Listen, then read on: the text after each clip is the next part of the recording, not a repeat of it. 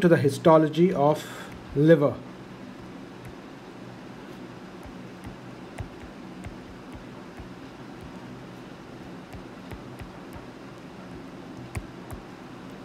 Now the histology of liver consists of Kupffer cells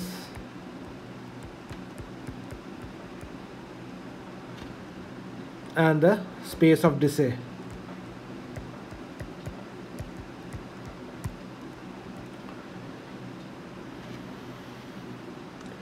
Now the Kupffer cells have stellate outlines and branched cytoplasm and large nucleus. The space between the fenestrated endothelium and the cord of hepatocytes is called the space of Disse. Now liver consists of epithelial hepatocytes arranged into cords separated by vascular sinusoids. The hepatic sinusoids are vascular spaces lined by fenestrated epithelium with small nuclei and no underlying basement membrane. Liver macrophages are called as Kupffer cells with stellate outline and branched cytoplasm and large nucleus. The space between the fenestrated epithelium and the cord of hepatocytes is called as space of Disse. The liver lobule encompasses the liver tissue that is drained by a single branch of a central vein. The liver lobule encompasses the liver tissue that is drained by a single branch of a central vein. It has central vein at the center and portal areas at its peripheral corner. The liver is organized into lobules, is hexagonal prism in cross section. So here is the central vein, which is the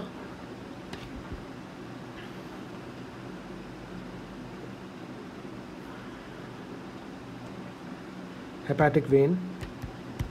And apart from that, this area has something which is mnemonic is PhD, the portal vein, the hepatic artery, and the bile ducts. The functional unit of liver is acinus. This is the acinus, and all of the blood which passes through the intestine and spleen is delivered to liver by the hepatic portal vein. The liver also receives oxygenated blood from hepatic artery, dual vascular supply. Arterial and venous blood mixes in sinusoids and passes out of liver through the central vein.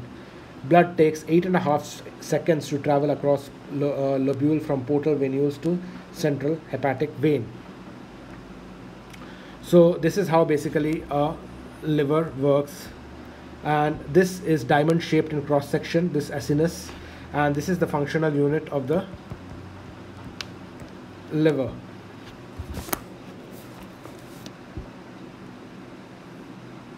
Now the spaces between these layers of hepatocytes and fenestrated endothelium is called as the space of Disse.